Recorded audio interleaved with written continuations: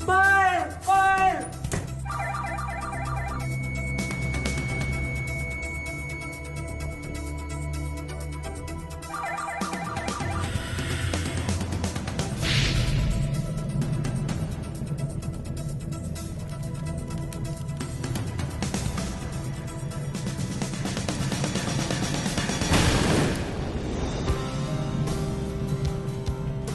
Fire. It's one of the greatest hazards you can face at sea. Even a very small fire, and they all start small, can quickly become a major disaster. It can threaten not just the vessel and its cargo, but also your life and the lives of your workmates.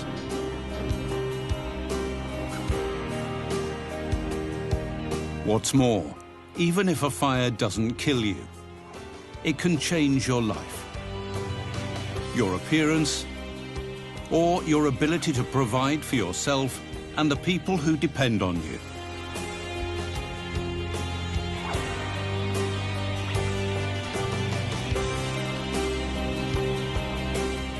It's vital to be proactive about fire safety, and that includes helping to foster a strong safety culture amongst everyone on board. So think fire every day you are on a ship. It's key to keeping yourself and your workmates safe.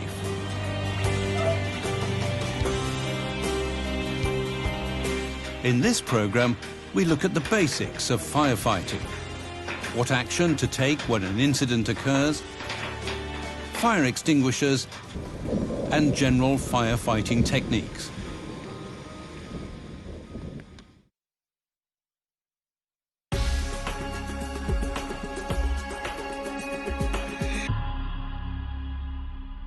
The four main elements in a fire are fuel, heat, oxygen, and the chemical reaction between the flammable material and the oxygen. Successful firefighting means removing one or more of these elements as quickly as possible. Effectively, this puts out the fire. Removing fuel is fuel starvation. Removing heat is cooling. Removing oxygen is smothering. And the chemical reaction can be interrupted using certain types of powder and other extinguishers. The basic rules of firefighting are common to all ships. They can be remembered by the letters F, I, R, E. F stands for find it. Fire! Fire! I stands for Fire! isolate it, Fire! provided that this only takes a few seconds. R stands for report it, which can include triggering a fire alarm. Hello, Captain, I discovered a smoke in the Mindy. And E stands for extinguish it, but only if it is small enough for one portable extinguisher. If that is not the case, then E stands for escape.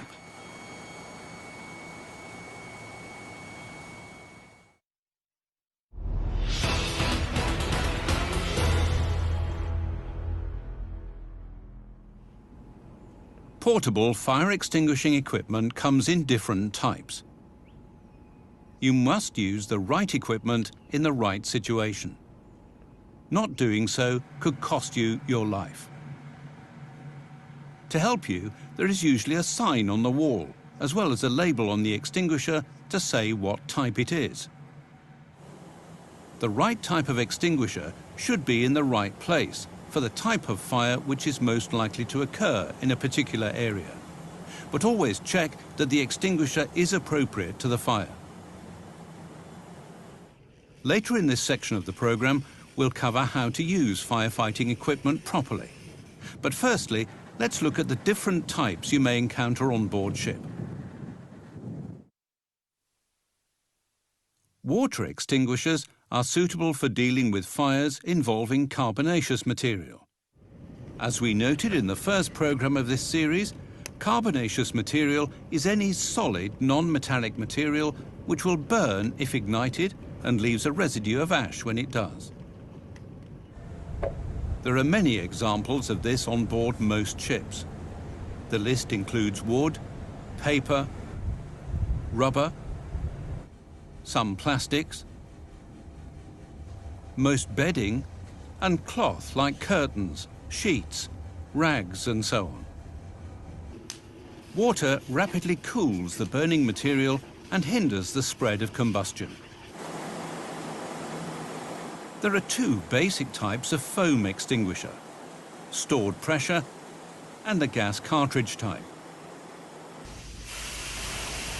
They are particularly suitable for use on flammable liquid fires. Direct the foam onto a vertical surface so it can flow down and over the entire surface of the burning liquid. Never aim foam directly at the surface of the liquid. If the liquid temperature is high and the surface is penetrated, the water content of the foam will rapidly turn into steam. This may produce the same boil-over effect you see when water is sprayed straight into burning oil.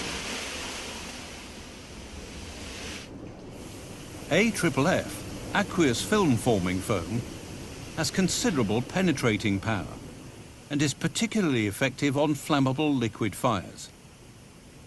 AFFF may be applied as a spray. Carbon dioxide extinguishers work by depriving the fire of oxygen. They can be stopped and restarted as required. The charge may last for about half a minute, depending on the size. Because CO2 extinguishers work by forcing oxygen, which we all need to breathe, out of the immediate atmosphere, in confined areas, it should only be used with extreme caution. This type of extinguisher is most often used on fires involving electrical equipment. CO2 has some effect on flammable liquid fires, but may not be effective on carbonaceous fires.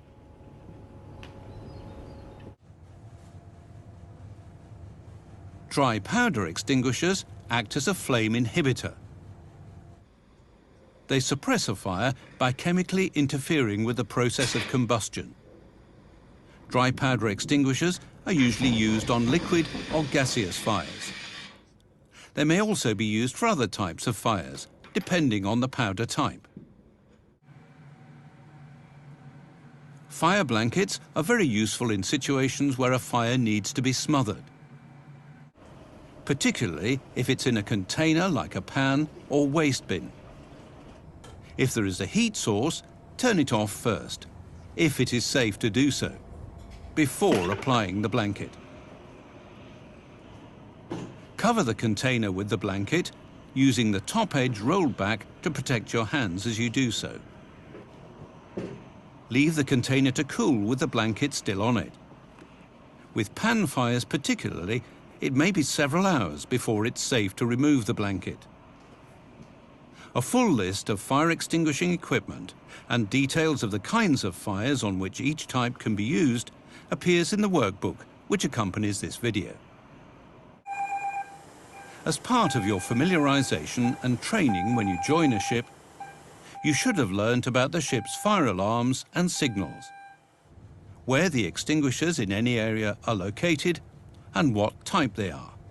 If you discover a fire, you must know when it is reasonable to try to extinguish it on your own, and when it is not safe to do so. Oh, smoke! But first of all, whether you believe you can extinguish the fire or not, raise the alarm. The quickest way to do so may be to activate the nearest fire alarm. Don't use an extinguisher on a fire unless it's limited to the material that was originally ignited. It's contained in a wastebasket, for example, and it hasn't spread to other materials. And only use an extinguisher on a fire if the air is safe to breathe and there is not too much heat or smoke. As a useful general rule, if the room temperature has only slightly increased and visibility is good, with any smoke above head height, it may be safe to tackle the fire. Remember, 7 out of 10 fire-related deaths are caused not by flames, but by inhaling smoke and other fumes. So, never attempt to extinguish a fire if there is too much smoke present. Also, if there is a lot of smoke, remember that emergency escape breathing devices, or EEBDs, are just that.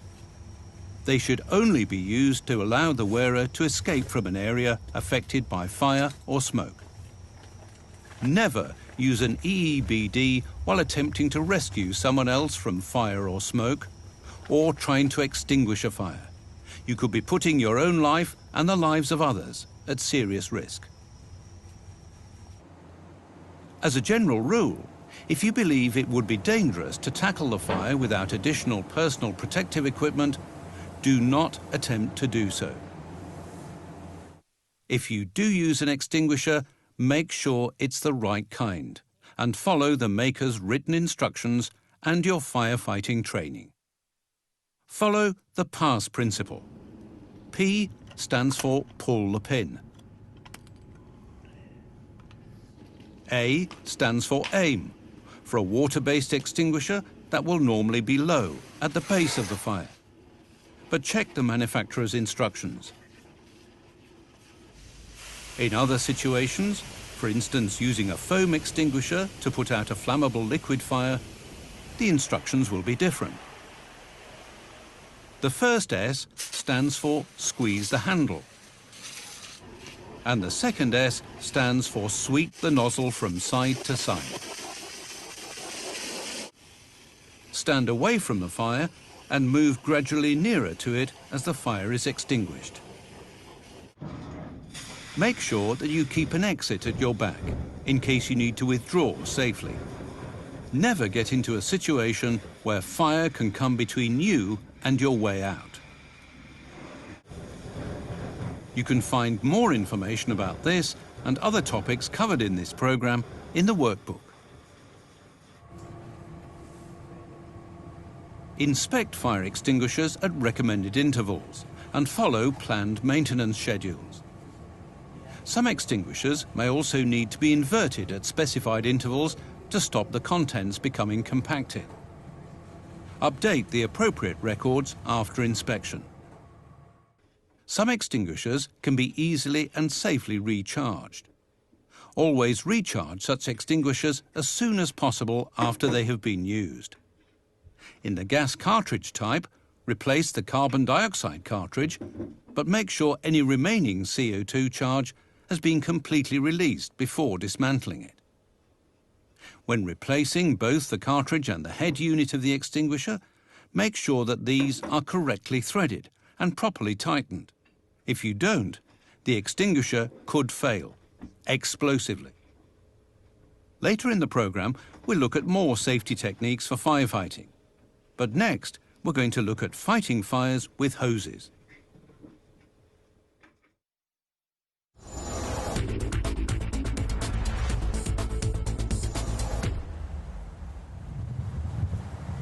Of course, water is the most abundant firefighting medium available at sea. Although anyone on board may play a part in the storage and maintenance of hoses, pumps and other firefighting equipment, fighting fires with water hoses is usually done only by firefighting teams, who are able to follow the procedures and guidelines which form part of their specific training. First, however, the water must be pumped to the hydrants. At least 2 main pumps should be available for this. For safety reasons, a third backup pump, the emergency fire pump, is usually located away from the engine room. A ship's firefighting installation will be powerful enough to allow 2 jets to reach any part of the vessel that is normally accessible to the crew. Store hoses correctly rolled up. The 2 most common methods are on the bight, or Dutch roll, and the normal roll. Whichever one is used on your ship, it's important that all hoses are rolled up in a consistent manner. Drain hoses after use by walking along, holding them at shoulder level. Hoses are tough, but shock can damage them.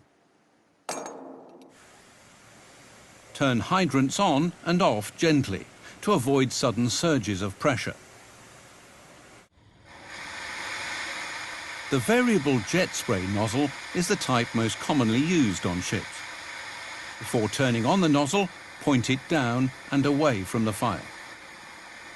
Set the spray to a fine, wide water curtain to cool and protect the operators as they get near the fire. Then turn the nozzle to concentrate the water into a spray with an arc of about 60 degrees. Some vessels are equipped with a nozzle with turbine-driven revolving teeth. This type of nozzle is very effective because it produces very fine droplets and is adjustable to whatever spray pattern is required. The finely divided drops of water reduce the heat of the fire to below the ignition temperature of the burning material. As well as this, the resulting blanket of steam helps seal off the fire.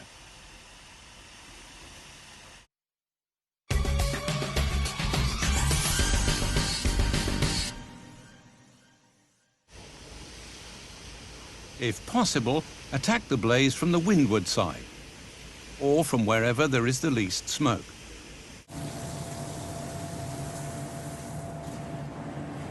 Before opening the door to a fire area, feel the heat of the door with the back of your hand, up and down, and then the handle. If the door opens towards you, keep your shoulder and knee against it and open it slowly. Remember that the fire in the room may have generated a quantity of hot and flammable gas. In contact with the air, it may flash, perhaps with explosive violence. The fire will suck cold air in from low down, and flames will billow out from the top of the entrance. So keep low and on the hinged side of the door. If a door to a fire is open, close it. This will contain the fire and deprive it of air. In fires, keep low. Not only will you be able to see better, but even if you are wearing breathing apparatus, you won't feel the effects of heat and steam as quickly. When working in smoke, feel your way ahead with your feet. Keep them flat on the deck. Shuffle, don't lift them up, as you would do when walking normally. Also, feel in front of you by moving your free arm up and down. If possible, always keep contact with your teammates and with a bulkhead or other point of reference to avoid becoming disorientated. Good practice is to keep contact with the bulkhead using the back of your hand. To search a larger space, keep contact with the bulkhead, hold hands with another member of the team, and stretch out feeling forwards with your feet. Turn the hose off from time to time to allow the steam to clear. This stops the team being scalded by the steam, improves visibility, and reduces the humidity. In a real situation, you may only be able to see a few centimeters. When working with breathing apparatus, check your gauges regularly. This is especially important before going further into a space or down a ladder. As a useful general rule, assume that the air supply from the breathing apparatus will last a maximum of 15 minutes. The person in charge of BA control should let you know before your air supply is too low. But even if they have not done so, if you hear the whistle or other signal that indicates your air supply is running low, turn back immediately. To get down a ladder, cool the area, and then lower the hose to the bottom of the ladder. The first person down must wait for their teammates before hitting the fire. If you don't do this, steam could go up the hatch and scald your companions. Work as a team and look after each other. Always warn others of any obstruction as you advance. Right, are you ready? 1, 2, 3, 1. 1, 2, 3, 1. Put your head down. Although most BA sets require little onboard maintenance, inspect them and any other personal protective equipment you may need to use in a fire emergency at least once a month, or in accordance with the manufacturer's recommendations. This is a vital aspect of safety in firefighting. And finally, make sure you always obey the rules for effective firefighting. Sound the alarm promptly. Captain had discovered a smoke in the Mindy. Give proper information and muster without delay.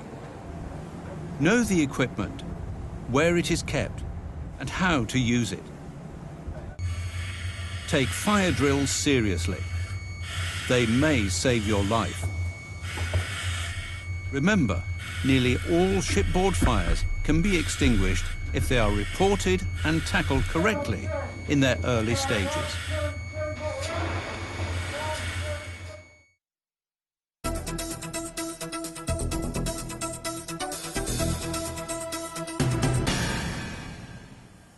Fixed installations come in many types and sizes.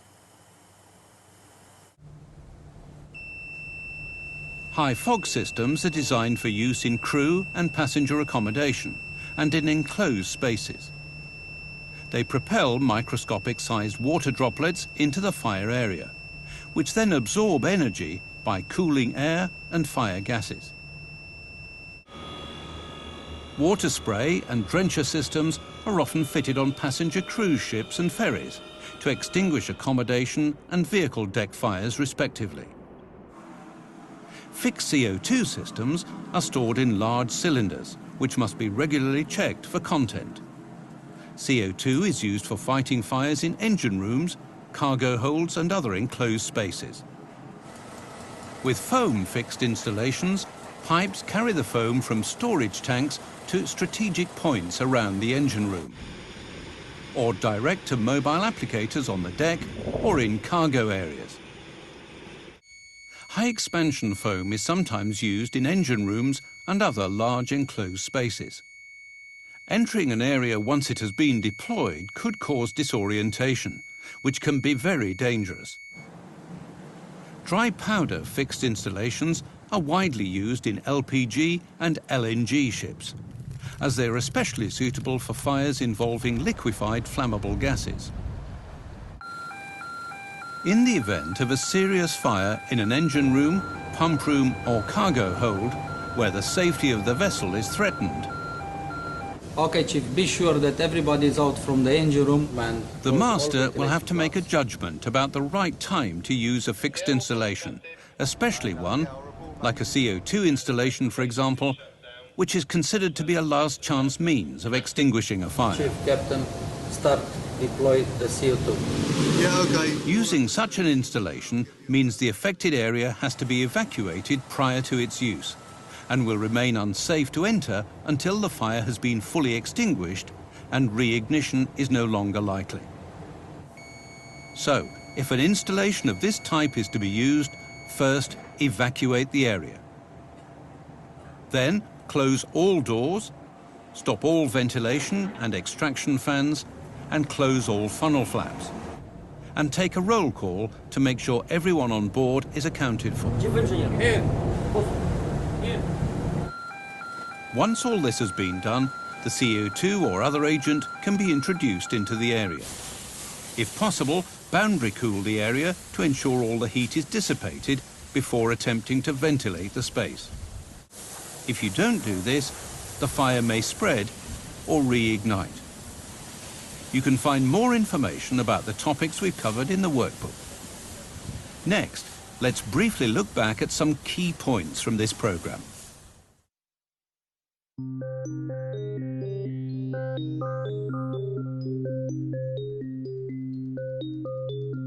Successful firefighting means removing one of 4 elements from the situation. Removing fuel is fuel starvation. Removing heat is cooling. And removing oxygen is smothering. You can also interrupt the chemical reaction without which the fire cannot survive. The basic rules of firefighting are: find it, Fire! Fire! Fire! Fire! isolate it, Fire! report it, and extinguish it, if it is small enough for one portable extinguisher. Otherwise, escape. Only use a fire extinguisher on a fire in its first stages. Make sure you use the right kind of extinguisher, and don't use one if there is too much smoke. Stand away from the fire and move gradually nearer to it as it's extinguished. Keep an exit at your back in case you need to get out in a hurry. Store fire hoses correctly and drain them after use. Turn hydrants on and off gently to avoid hose damage. In fires, keep low. It will be easier to see and you won't feel the effects of heat, smoke and steam as quickly. In smoke, feel your way ahead with your feet. Feel in front of you with your free arm. And always keep contact with your teammates and with a bulkhead. Work as a team and look after each other. Always follow the rules for effective firefighting. Sound the alarm promptly. Captain, I discovered a smoke in the Mindy. Give proper information and muster without delay. Know your equipment and always take fire drills seriously. They could save your life. And finally, fixed installations come in many types and sizes. They can prove vital if the safety of the vessel is threatened. Posters are an effective way of reminding seafarers about safe working practices. There's more information about posters in the workbook. This VideoTell programme is the second in a series of 5 on firefighting at sea. Programme 1 deals with fire prevention. Programme 3, the next in the series, with command and control at the incident. Programme 4 with command and control by the master. And Programme 5 with machinery space fires. Further information can be found in the workbook which accompanies this series of programmes.